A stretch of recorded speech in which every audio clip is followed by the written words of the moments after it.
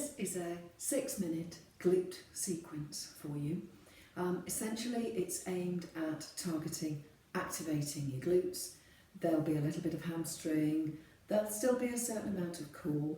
Shoulders and arms will still be working, but really it's a glute activation aimed at either being a standalone exercise, in which case you can repeat the whole sequence 2 or 3 times, or as a little bit of a warm-up for your glutes. If you're then going to go on and do a different exercise session, go out for a walk, go out for a run, whatever you've got planned after that. But it does work. It works really well to just get those glutes firing. You'll be in 2 positions. You're either going to be lying on your back with your knees bent, upper body relaxed, arms down by your sides, or you're going to be in 4-point kneeling. And in 4-point kneeling, what I want is for your wrists to be directly underneath your shoulders and for your knees to be directly underneath your hips. Your back remains straight the whole time, so you engage your stomach muscles, back stays straight, and then whatever's happening with your legs, there's no movement through the back. Imagine you've got a tray of drinks on your back and you're trying to keep that straight. Okay, so we're 30 seconds each move. There's a short 5 seconds rest in between so that we can change from one position to the other. And let's get started.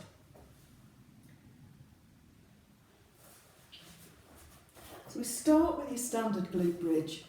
You're lying on the floor, shoulders relaxed, raise and lower. So I'm squeezing my glutes. I'm aiming to try and bring my ankles really towards my bottom, and I'm trying to send my knees to the far wall. Obviously they won't go there, but that's just the feeling that I want you to get as you squeeze your glutes. You could raise higher, but then you're bringing your back into it.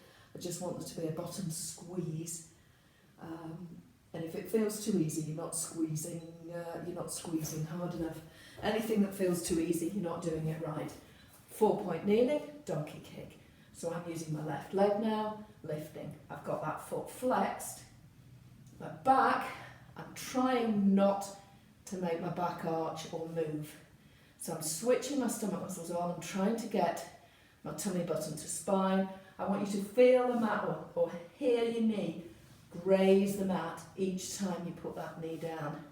If you're not, then you've moved into the wrong position. So I'm just up and down. Let's swap sides. You can give your back a little bit of a wiggle if you want. Go to the right leg. So again, I'm thinking about keeping my stomach muscles switched on as I lift and lower into this donkey kick, aiming to get my foot parallel to the ceiling and a real glute squeeze. Now you make this work by putting the effort in, getting that leg as high as you can to squeeze. So you reach a point where you can't get it any higher, but you can still squeeze that glute more. Quick change over onto your back, knees bent. I want your right ankle over your left knee, and then raise and lower. So you're giving me a single leg glute bridge this time. So you're working through the left glute, but you're also getting quite a nice hip opening through the right hip. So I want you to lengthen through that right hip all the time, keeping relatively relaxed through your upper body. No gripped hands. Focus on that left glute.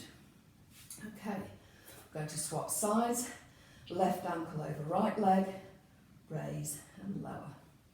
So you're lifting, lowering all the time. So it's not about arching your back, it's about squeezing your bottom to get up into that nice lengthened position. Okay.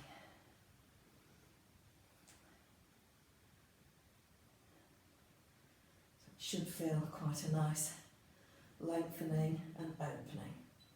Okay, so then we're back onto 4-point kneeling. This time we've got fire hydrants. So keeping flat back, I'm sending my left knee out actually towards the camera. So it's coming out, back down again. I'm trying to keep my ankle level with my knee.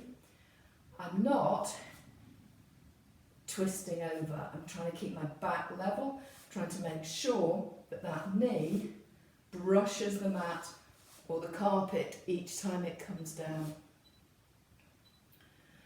Okay, we get ready to swap over onto the other side. This, I think, is actually probably one of the hardest moves to get right. And if you look down at that left thigh, is it still straight? Has it gone over to the left-hand side?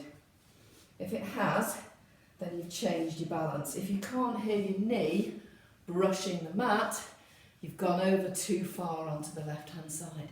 If your right arm doesn't feel like it's working to take that weight as you take that right leg away, then again, you're not working hard enough. Okay, turning back around to give your arms a bit of a break. This time, right leg long. Give me the glute bridges with a long leg. Now, you might find that this compromises your back a little bit too much. If it does, you can bend that knee in, and that'll make it a little bit easier. It is quite a difficult move, quite a hard move. So if that feels too much, you can go back to the foot across the knee. Okay, we're going to swap legs, just give your neck a little bit of a move if it's got a little bit tight. Lift up and down again. So I'm aiming to squeeze that right glute. That's what's getting me up and down the floor, up off the floor. I'm leaving the left leg nice and long. I can really feel the muscles in that glute working now. So I'm trying to keep both thighs parallel in that move. Okay, back over onto all fours, raise the left leg. This time you're going side to side. Again, I'm trying to keep my back straight. The only thing that's moving is that left leg, and I'm not letting my upper body wiggle about. I'm still thinking about left shoulder over left wrist, right shoulder over right wrist as that leg moves. So you're working all planes of movement for your glutes. Okay, get ready for the last, for the right leg. Lengthen, and you're coming side to side. So you're trying to keep that foot level all the time on one plane. If that feels too much, you can lower it down a little bit.